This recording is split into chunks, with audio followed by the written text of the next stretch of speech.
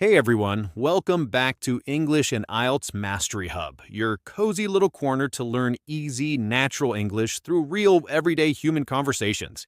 I'm Tom. And I'm Elena. We are so incredibly happy to have you sitting here with us today. Whether you're commuting to work, doing some chores, or just relaxing with a nice cup of coffee, thank you for spending part of your day with us. It honestly means the world.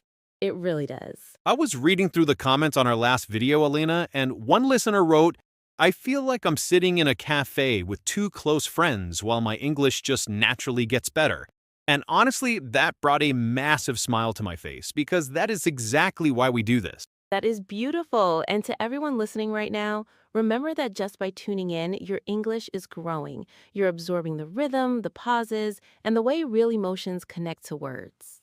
Don't worry about understanding every single vocabulary word perfectly. Just stay with us and let the language sink in. Speaking of real life rhythm, Elena, why did you look so incredibly stressed when you walked into the studio today?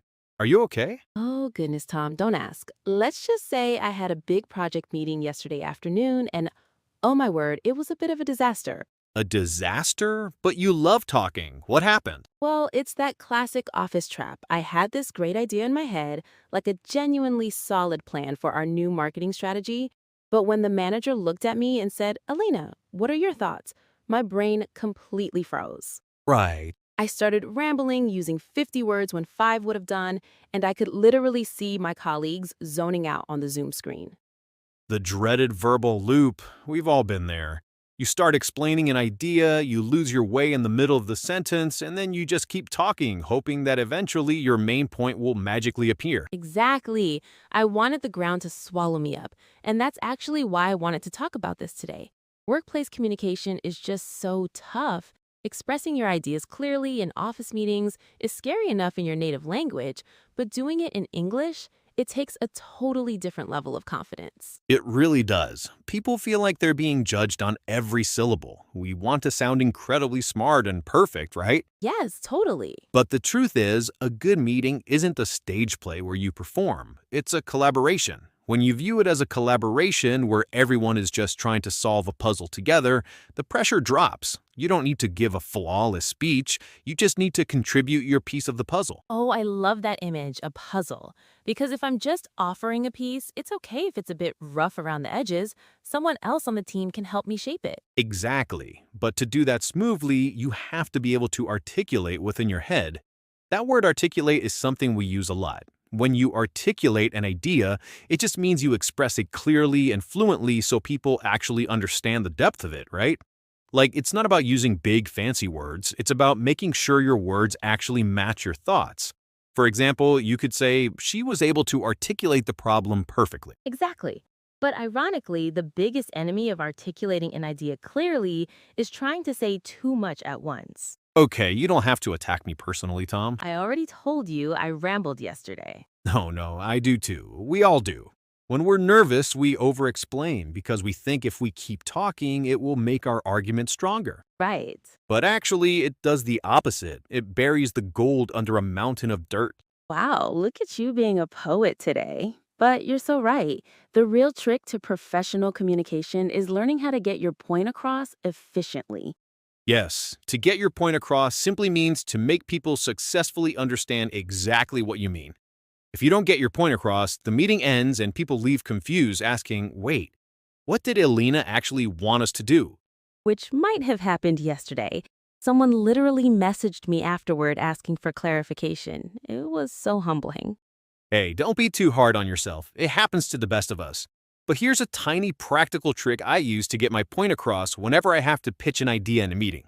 Oh, tell me. I'm taking mental notes right now. It's a simple structure. Before you speak, pause for literally 2 seconds. Identify the one sentence you want people to remember. Okay. Bait that first, like a news headline. Then give 1 or 2 sentences of detail and then just stop talking. Huh. So instead of saying, well, I was looking at the data, and maybe if we have time next month, we could try changing the layout because some users said it's confusing.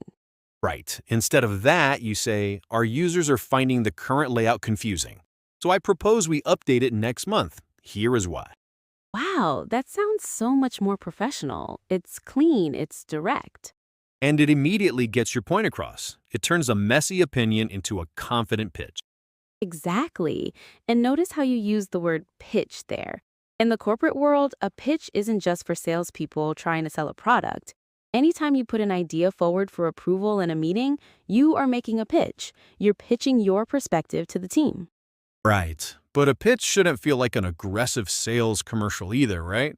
Because, like you said earlier, a meeting is a collaboration. Absolutely. True collaboration means you leave room for other people to speak. Some of the most articulate people in the office are actually the ones who speak the least. But when they do speak, they hit the nail on the head because they've been listening intently. So you're saying I need to look back on my talking and listen more? I would never say that to you, Elena. But jokes aside, think about it. If you listen carefully to what your colleagues are saying, you can connect your pitch directly to their needs.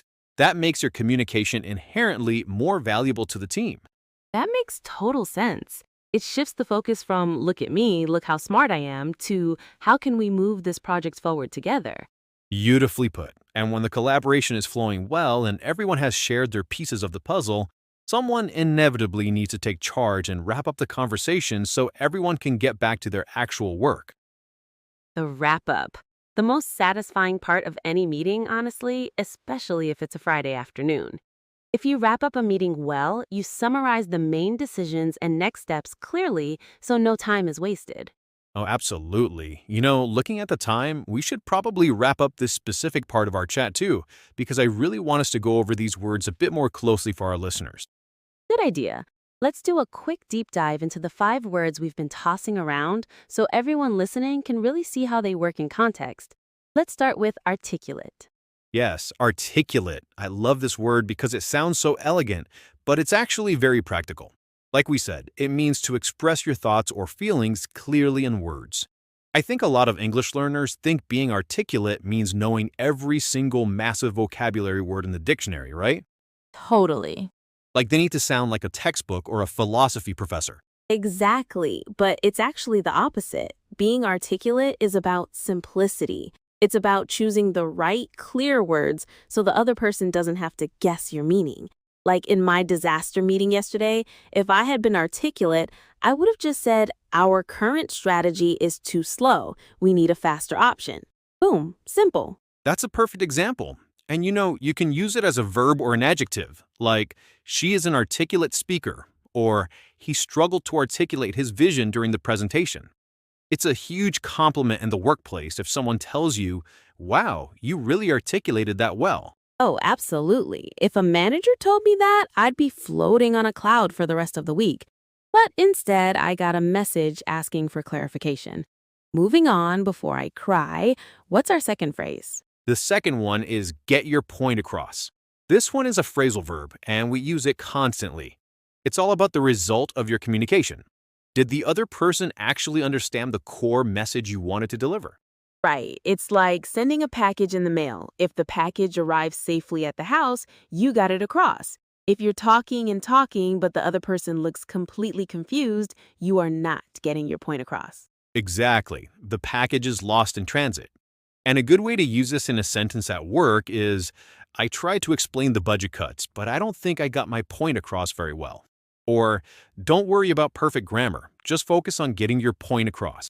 That's a great piece of advice for anyone learning English, honestly. That is such an important reminder, Tom. Truly, in a fast-paced office meeting, your colleagues don't care if you accidentally use the wrong preposition. They just want to understand your idea. They want you to get your point across so the team can make a decision. Exactly. It's all about efficiency, which ties perfectly into our third word, pitch. Oh, I use this one all the time now, but it used to terrify me because when you hear pitch, you think of Shark Tank or entrepreneurs standing in front of millionaires trying to get funding for their startup. It feels so high stakes, right? With dramatic music playing in the background. But in everyday office life, a pitch is much smaller and way more common. If you suggest a new software for the team to use, you're pitching an idea. If you propose changing the weekly meeting from Monday to Thursday, that's a pitch. So a pitch is basically just presenting an idea or a plan to someone, hoping they will agree with it or approve it. Like, I'm going to pitch a new schedule to my boss today, or her pitch for the marketing campaign was brilliant. Spot on. It's just a professional way of saying presenting a proposal. And the best way to make a good pitch is to make sure it's not just a solo performance, which brings us to our fourth word, collaboration. Teamwork makes the dream work. Classic office cliche, but it's a cliche for a reason. Collaboration is the act of working together with one or more people to create or achieve something. In the modern workplace, almost everything is a collaboration. No one works in a vacuum anymore. And that's why communication is so critical. If you can't articulate your thoughts or if you can't get your point across, the collaboration breaks down. It's like a gear in a machine getting stuck. For example, you could say the success of this project depends on close collaboration between the design and tech teams. Yes, or we are working in collaboration with a new agency. It just sounds so much more professional than saying we are working together. It shows you value the collective effort. Definitely. It sounds very mature and corporate. And then once the collaboration is done and everyone has given their input, you have to do the final step, which is our fifth phrase, wrap up. My absolute favorite part of any meeting. To wrap up means to finish or conclude something. Think of it like wrapping a present. You've done all the work of choosing the gift. Now you put the paper around it and tie a neat little bow on top to finish it. Oh, that is a great mental image. Wrapping a present. So, when you wrap up a meeting, you're tying a bow on a conversation. You're saying, okay, we've made our decisions, let's finish this up. Exactly. In a meeting, you'll often hear a manager say, let's wrap things up for today. Or, to wrap up, here are the action items for next week. It's a signal to everyone that the discussion is over and it's time to take action. It's a beautiful phrase. It prevents meetings from dragging on forever and ever, which we all know is the worst thing that can happen in an office. Oh, definitely. There is nothing worse than a meeting that should have been an email dragging on past 5 p.m. because nobody knows how to wrap it up. Stop, you're giving me corporate nightmares, Tom. But honestly, looking at these 5 words, articulate, get your point across, pitch, collaboration, and wrap up, they really form a complete cycle of how a good meeting should flow. You articulate your thoughts to make a pitch, you collaborate with your team to improve it, you make sure you get your point across, and then you wrap up with a clear plan. Wow, look at you connecting all the dots. That was incredibly smooth, Elena. See, you're way better at workplace communication than you give yourself credit for. Yesterday was just a fluke. Thanks, Tom. That actually makes me feel a lot better. I think I just let my anxiety get the best of me yesterday. When you're the one speaking English as a second language in a room full of people, it's easy to feel like the odd one out. Yeah, You start overthinking your accent, your grammar, your vocabulary, and suddenly you're completely paralyzed. no, I get it. It's a very real emotional weight, but I think it helps to realize that even native English speakers get nervous and ramble. Half the time, the people who are talking the most in meetings aren't really saying anything useful. They're just making noise. Oh, that is shockingly true. I've sat through presentations where someone used all the fanciest buzzwords like synergy and paradigm shift, but at the end of it, I had absolutely no idea what they were talking about. Exactly. They were articulate in a technical sense, but they completely failed to get their point across because they forgot that communication is about connection, not perfection. Communication is about connection, not perfection. Wow, we need to print that on a t-shirt for our listeners because it's so true. If you focus on connecting with your colleagues, on genuinely trying to help the collaboration move forward, the words will come naturally. They really will. And another thing that helps with meeting anxiety is preparation. Not preparing a perfect script to read because that always sounds robotic, but just jotting down 3 bullet points before the meeting starts. Oh yes, like a little cheat sheet. I started doing that a few months ago and it helps so much. If I have the keywords written down in front of me, even if my brain freezes, I can just look down at my notepad, see my bullet point, and get right back on track. Exactly. It anchors you. It gives your eyes a safe place to look when you're feeling overwhelmed by all the faces staring at you on the screen or around the conference table. Right, it keeps you from drifting off into your own thoughts. You know, Tom, we've been talking a lot about how to speak up in meetings. But what about the other side of communication? What about when you disagree with an idea during a collaboration? That's always a super awkward situation to handle politely in English. Oh, that is a massive topic. Disagreeing politely without sounding aggressive or rude is a real art form in the business world. Oh, it really is. Because in your head, you might be thinking, wow, that is the worst idea I have ever heard in my entire life. But obviously, you can't say that out loud in a professional setting, especially not when you're trying to keep the vibe positive, right? If you say that, the collaboration is pretty much dead right then and there. People get defensive, their walls go up, and suddenly you aren't working together anymore. You're just arguing. Exactly. So, how do you handle it? Like, what are some phrases or tricks you use when you want to steer the conversation in a different direction without hurting anyone's feelings? Well, I think the golden rule of disagreeing in an office setting is to validate the other person's thought before you present your alternative. It's like a soft cushion for the disagreement. Instead of starting your sentence with but or no, you start with something appreciative. Oh, like the classic, that's a great point, however? Yes, exactly. Or even softer, like, I really like where you're going with that, but what if we looked at it from this angle? See what that does? It changes the dynamic completely. It doesn't feel like a rejection of their idea, it feels like you're building on top of it. Oh, that's so smart. It feels less like an attack and more like an invitation to think together. What about when someone makes a pitch that is just completely over budget or unrealistic? How do you call that out nicely?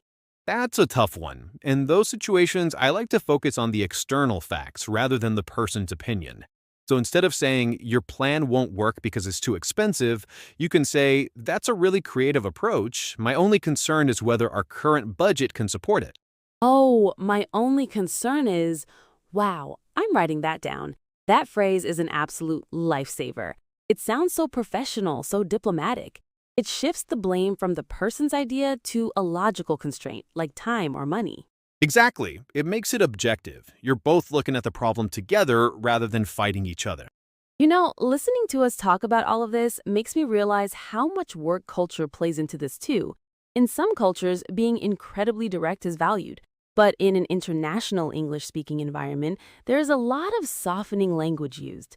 Phrases like, I was wondering if, or correct me if I'm wrong, but Yes, absolutely. We use qualifiers to lower the intensity of the statement. It might seem inefficient at first to add all those extra words, but in terms of keeping relationships smooth at work, it's incredibly powerful. It shows you respect the other person's status and feeling. right, it keeps the peace. But you know, we also have to remember the other side of this. What happens when you're the one being questioned? Like yesterday, when someone asked me for clarification because I didn't get my point across clearly. My first instinct was to get defensive and think, well, if you were listening better, you would understand. It is so natural to feel that way. Our egos hate being questioned. But how did you actually handle it? Well, thankfully, I took a deep breath before typing back. I realized that if they didn't understand, it was on me to explain it better, not on them to guess. So I just said, thanks for asking. Let me clarify that real quick. And I sent them a super short bulleted list. And they replied with, oh, awesome, love the idea. See, that is a masterclass in professional communication right there. You didn't panic, you didn't get angry, you just re-articulated the pitch cleanly. That is a massive win, Elena. Thanks, Tom. Honestly, talking through this with you today has been so therapeutic. It makes me realize that communication is just a skill like any other. You have good days, you have bad days, but as long as you keep trying to connect, you're on the right track. Beautifully said, and that is exactly what we want everyone listening to take away from this episode. Don't let one bad meeting or a moment of brain freeze hold you back. Every time you speak up, you're practicing, and every time you practice, you get a little bit better. Exactly. Well, look at that. We've managed to cover a whole lot of ground today, from finding your confidence to pitching ideas and navigating those tricky office disagreements. I think this is a wonderful place for us to wrap up our main conversation for the day. I agree. Let's tie that neat little bow on today's episode. Thank you so much to everyone who tuned in, who listened with an open heart, and who is brave enough to keep practicing their English every single day. We see you, and we are so proud of your journey. Yes, absolutely. Thank you for spending your precious time with us. Don't forget to leave a comment below telling us what your biggest challenge is during office meetings. We love reading your stories. Take care of your English, take care of your confidence, and we will see you in the next episode. Bye, everyone. Bye.